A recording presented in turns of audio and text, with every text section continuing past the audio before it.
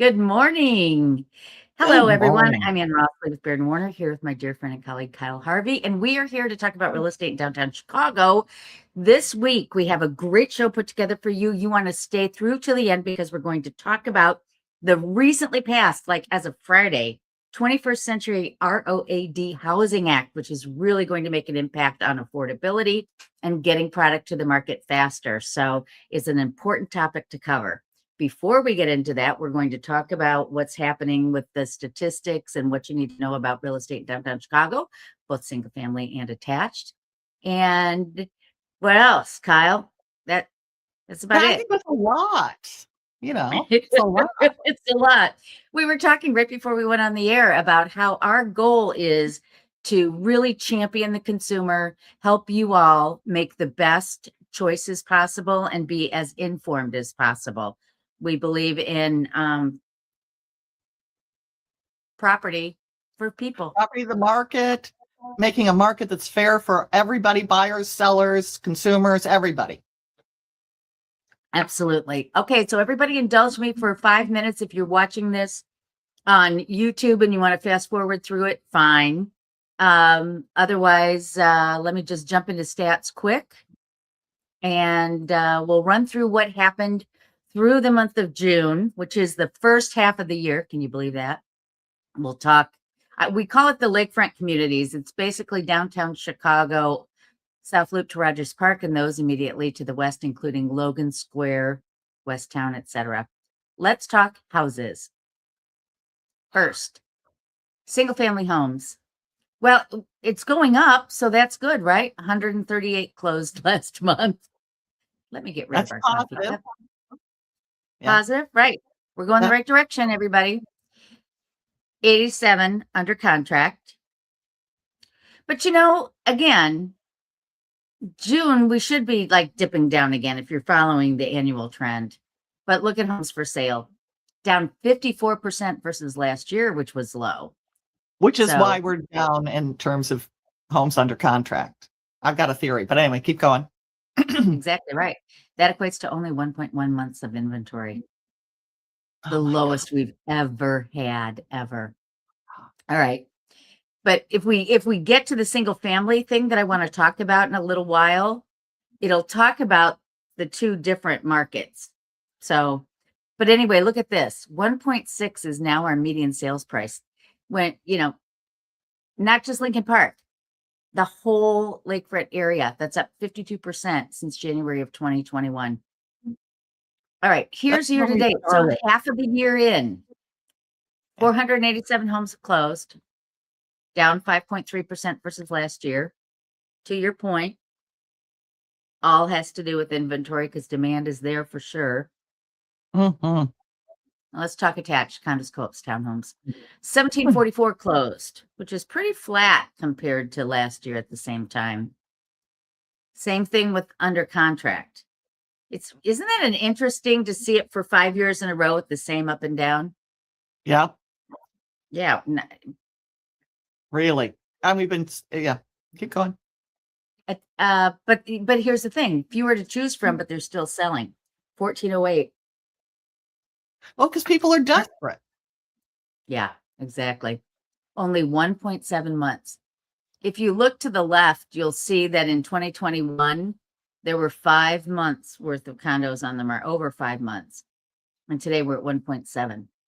Yeah. 480, I love this number. It's the median, 482,375 is the median sales price. And that's up 16% over the last 5 years. Wow. Year to date, 5298 is down 3.5% from last year. This is I put this together a week ago, so I didn't even Wow. look. So it's old. It's old by a week, but look at the far right of the graph. It's pretty steady Eddie. Yeah. Six, Mhm. 6.5. Okay. We are now number 12 in the nation in terms of median rent price at $2,200 per month. It went down a little bit, but it's expensive. Look at the graph. It got more and more expensive to rent. And we Yeah. are still one of the highest risers, even though our price went down a little bit. St. Louis is a little bit higher than us in terms of rising, but its rent is only $1,050. and San Francisco jumped up again. So anyway, Yeah. that's that. Wow. Interesting stuff. Well, let's talk about the 21st Century Road to Housing Act. It is, do you have our slide deck? No, I don't. You didn't. It's in the presentation. It's under present. Oh, it's because from before, which brings me to, Do I need to folks. reload it? Do I need to reload it? Hold on. I have national stats. Is it national stats? No, you're gonna have to reload No, it. Sorry. the slides. It's the beautiful AI. I can reload it. Reload it for me. While you do Okay. that, I'll say to everybody, we apologize for our technical difficulties last week. I was in New York, and when I'm in Chicago, I don't have internet problems. But New York, we had to do a whole reset, talk to the home office kind of thing. It was insane. So Yeah. anyway, thank you for sticking All with right. us. Here we go. Here we go. Okay. So, um, in according to the Federal Reserve Bank, the Federal Reserve Bank, the U.S. is underbuilt by at least 4 million homes. Could be as many as 10 million homes. So the range is from 4 to 10 million. And yes, that's a huge difference, but that's across the US. Last year, when we talked about this issue, Illinois was underbuilt. And when we talk about Illinois, let's just be honest, it's largely Chicago. It was underbuilt by 250,000 homes. So there is a real housing crisis. And we see that when we see homeless people. Not every homeless person is a drug addict. Not every homeless person has mental illness. And so we see that in our city. So the 21st Century Road to Housing Act is really exciting. It is a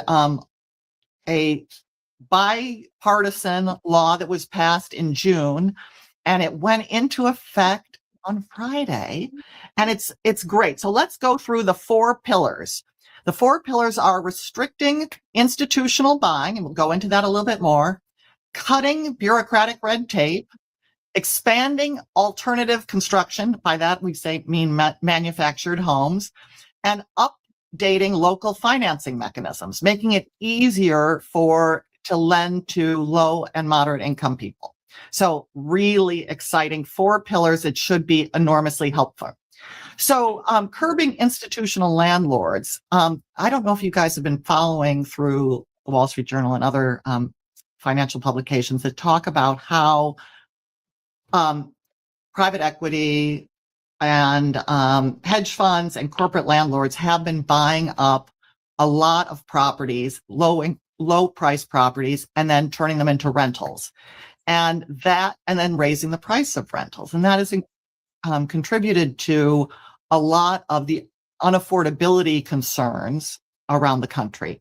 So right now, this law puts a 350 home cap on the number of homes that they can buy. So once you hit that cap, you get penalized. These companies get a flat excise tax for any purchases. The purpose of the tax is to make it not a good business decision to buy more of these. So that's how they're handling it. And for homes, so there are towns, Chicago is not experiencing this, thank heavens, where foreclosure is again coming to these communities. And the bill gives individual home buyers and community land trusts the right of first refusal to purchase foreclosed properties before they hit the commercial market. So it allows people who want to buy homes to live in them to purchase them before corporate landlords get to buy them. So really positive. Second is streamlining supply and zoning. So they're giving this law gives local governments that replace restrictive zoning codes access to a $54 billion federal fund for building property, affordable property. So what you have to get rid of are codes that limit duplexes, triplexes, and accessory dwelling units. So if a local government gets rid of those limits, they get access to $54 billion. That's, excuse me, 5 billion, 5 billion. I'd like it to be 4 billion. It's 5, but 5's a lot. 5 is good. 5 is good. There is environmental review reform where it says the legislation establishes a strict 1-year clock for federal environmental reviews. Right now, When you and I were discussing this earlier, it shocked me because that they are tying up and not moving forward because of these reviews that take an inordinate amount of time. Seems so silly.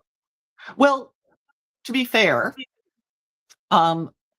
we have a lot of agencies that weigh in, and I think they do it serially. And there are various different laws that people can assert, and very often it is the community that's imposing, asking for these reviews. So Right. it gives everybody, it tries to get rid of that deep timeline that draws out the building of property. Public land conversion. Bringing that up is interesting when you say that it's serial. So if you do it concurrently, that would really move it. The 1 year says get it done. Okay. Right. I love it.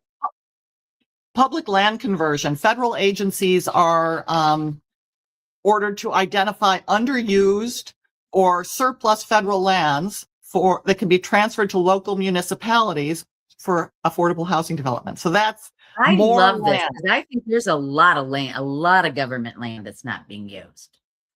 Agreed. This is awesome. Modernizing factory built housing. Now, this is really interesting because I did not know some of these things. In the 1970s, there was a federal rule requiring manufactured homes, so homes built off-site and brought to the property on which it's going to be laid, that they required manufactured homes to be built on a permanent metal chassis. So they couldn't really look like a modern home because you have this big platform, this chassis, right, that really limited how you could design the home. So, and that seems so weird to me to think about that rule, doesn't it? Somebody the steel industry must have had a role in that. Or have you local seen builders wanted it to be difficult. That could be.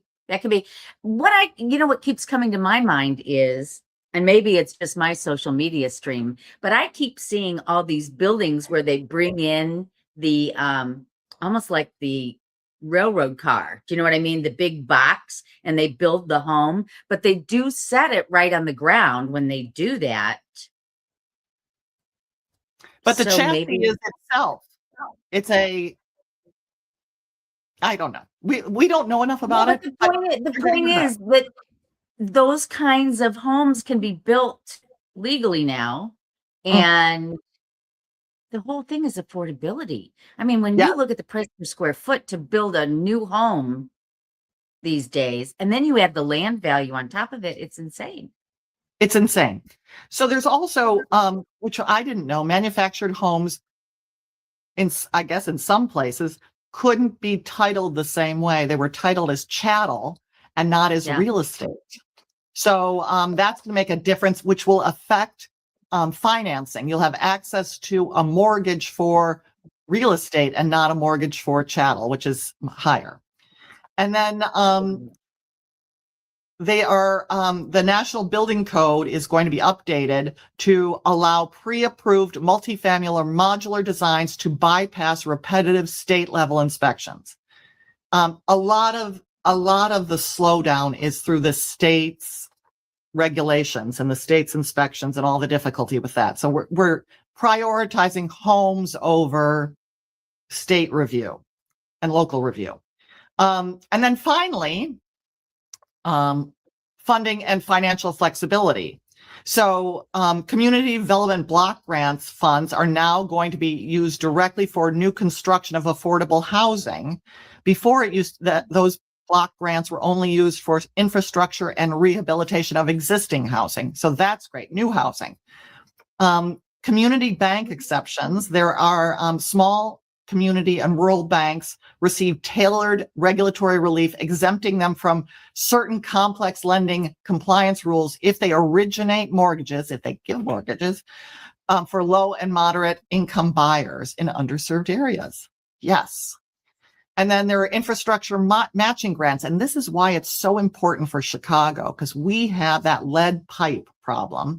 So a specialized grant program is launched to help cities upgrade aging water, sewer, and electrical infrastructure, which is one of the hidden bottlenecks. And Chicago, if you've been following local news, it's going to take us forever to replace the lead pipes because we just don't have the money. And this could help Chicago. That'd be great. Yeah. So good news, people. It is good news. It's going to be really interesting to watch this unfold over the next 6 months to year to see how this helps unplug the system. 10 years. It's going to take 10 years for us to really notice it, to really get it funded and going and see the results. But we'll stay on it. Well, But part of it too is how quickly can local government react to take advantage of this? And that's what I challenge them to do, right? Yeah. But you've got something more interesting. Let's talk about, not as interesting. I don't have anything more interesting. I have something different to talk about. Please. Okay. You want to talk about single family first or the near north condos? Let's talk about single family. I think everyone's so interested in that. All right. Okay. So let me pull my notes here because I can't read the screen. Okay. So basically, the whole concept of single family homes is two markets, and we're going to look at what's happened in the last month. 259. Whoops, that's the wrong sheet, peeps. So what are the two markets? Well, that's what I'm going to tell you. Oh, here we go. Okay. So 121 homes sold in the last 30 days. This is like, I ran this last night. Okay. So people, you're never going to see anything as up to date as what you get here with us, right? We're making it happen. Okay. For Ann. 94 homes are currently under contract or pending, and 90 are still on the market. So demand is still good. Okay. But so here's the thing. We have two markets running at the same time. So let me tell you what they are. Wait, I have to get my carrot. There we go. Okay. You have homes that sold in a median 8 days. Then you have the group of homes that are sitting that have already been listed 32 days.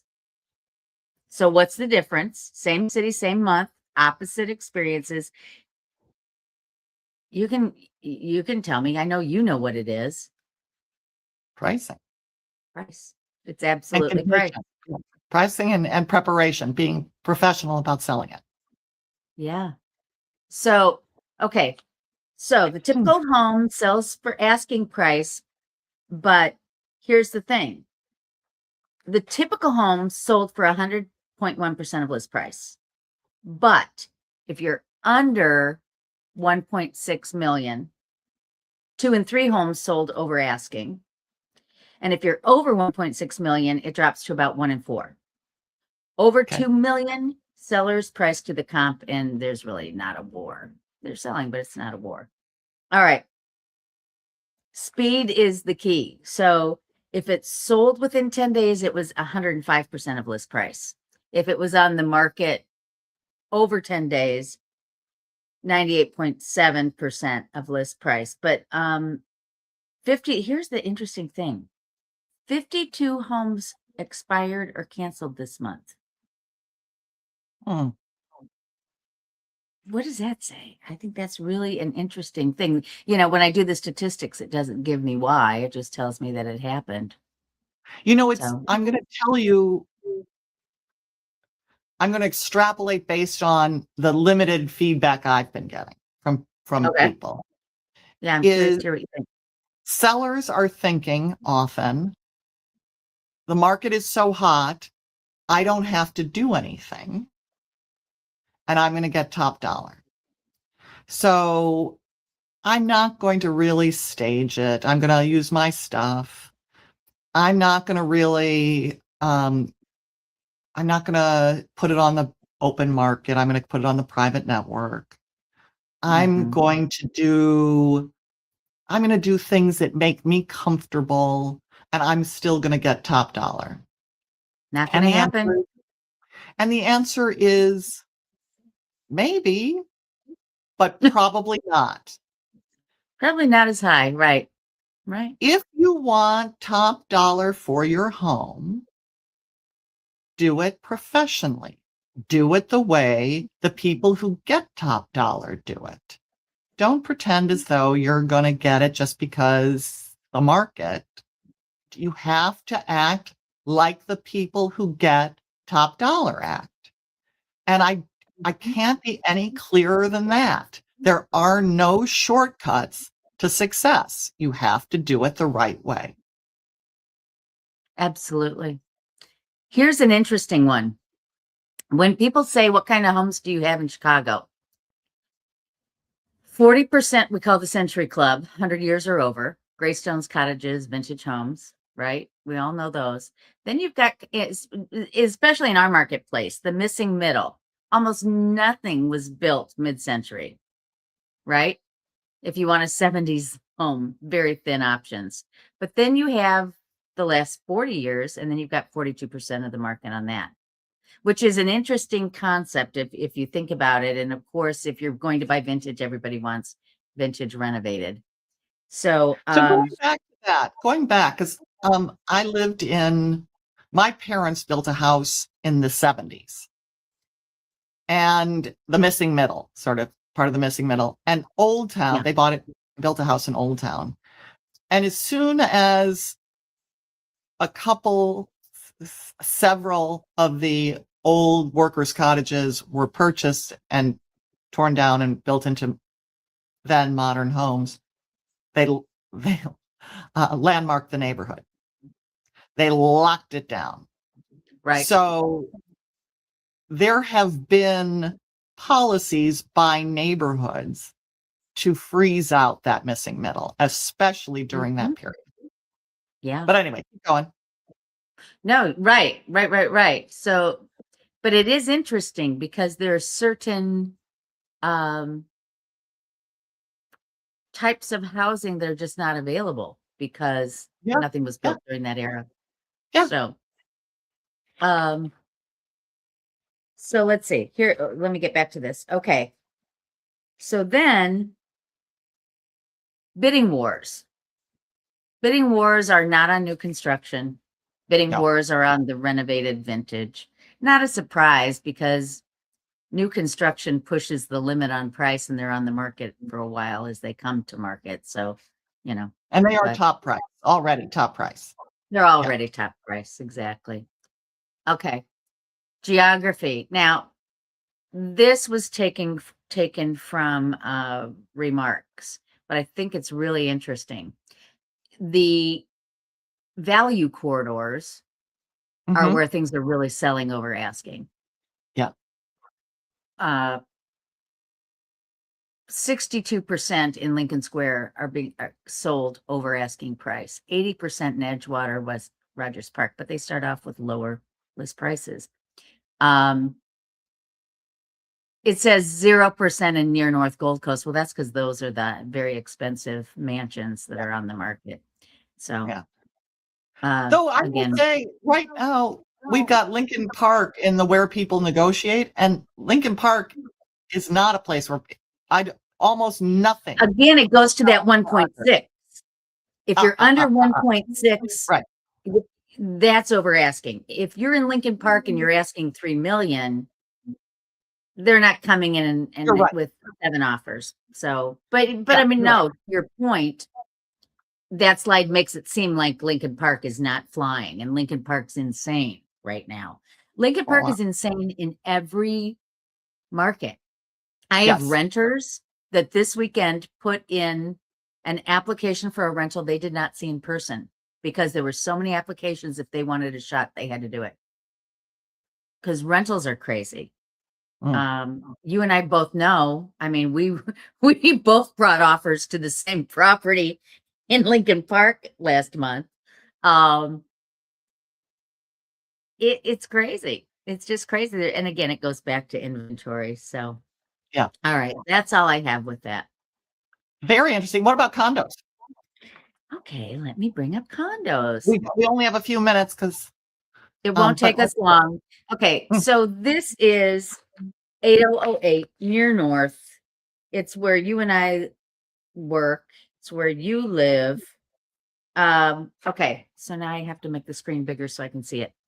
All right, 259 condos closed in the last 30 days in Gold Coast, River North, Streeterville. Sellers captured 98.9% of the original ask, and it was in 19 days. Okay, 44% closed at or above the original list price, and 1 in 4 went under contract in the first week.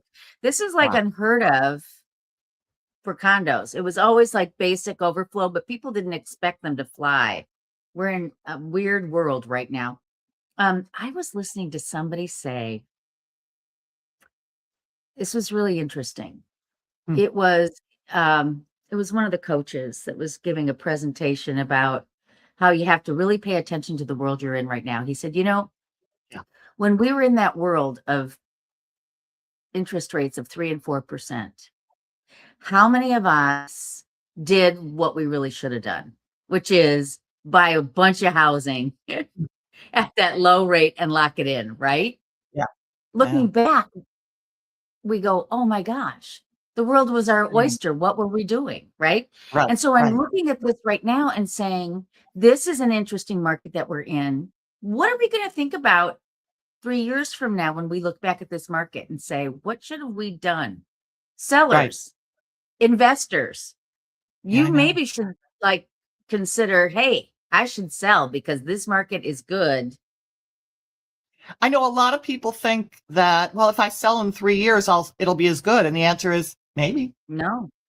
Maybe. It will not be. I don't know. Well, maybe. It may be. Maybe. But we don't know the future. We do know right now. We don't know the future. But we do know the past. And the past is that markets don't stay consistent. Markets go up and down. So that's my point. Okay, 2 bedrooms are the bomb, 14 days. Studios, 42 days. And remember, when August 3rd comes, well, it may even have a slide about that. Yeah, the problem's going to get harder on those studios because they're in buildings that tend not to be maintained as well because they have investors and they're going to have more trouble selling. Okay, same thing as with single family homes. You're paying for brand new or vintage, but not in between. But here's the thing, the 55 to 65 1955 to 65 buildings, $361 per square foot, the weakest. And that's because they're all going through their renovations, don't you think? Yes. The risers, the facades, the roofs, the everything. Okay. So the sweet spot is 1,000 to 1,500 a month assessments. That's where the fastest, and again, this is near North where most have doormen. Yeah. But if you live in that area, you want doormen, wouldn't you say? I do. And here's why. Packages. Let's just be honest. I mean, security and packages. Okay. Yeah. Yeah. You want safe packages coming through the door. Exactly. But then when you get to over $1,500 per month, then it goes down a little bit again. Yeah. All right. 850 Lakeshore Drive is the story. We haven't really talked about this much, but that is the building that was originally built to be condos. The market wasn't having it. So then it went to apartments. Now they're converting it to condos again, and they are selling. They are. But look at this. 300 Marina City had 6 closings. 401 Wabash. Marina City is selling. You know what else is selling? Lakeport Tower. There's a lot going on at Lakeport Tower. Yeah. That is such an interesting building. I don't think of it, like it doesn't come to the top of my head when I think about buildings. It's like a fortress unto itself. But people love it. Yeah. 2 of the month's deepest discounts were in one tower, 401 Wabash. Oh, Trump Tower. Yes. Interesting. Yes. I was letting you land the punchline on that one. No.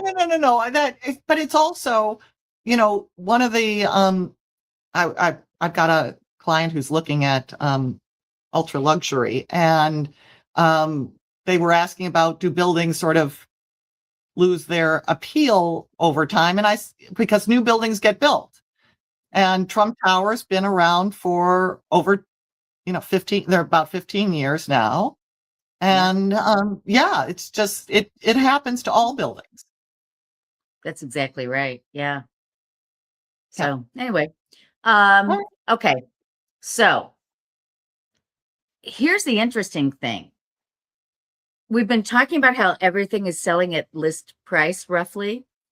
What just closed was 440, but what's in the pipeline has a median sales price of 495.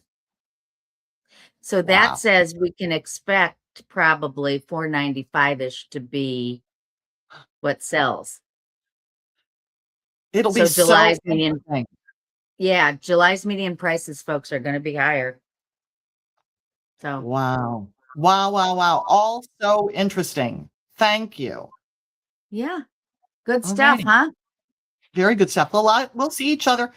I got to get going. We'll see each other Yeah. next Monday. Sounds like a plan. Thanks everybody for watching. We'll see you next time on Monday Morning Coffee with Kyle and Ann. Take care. Bye.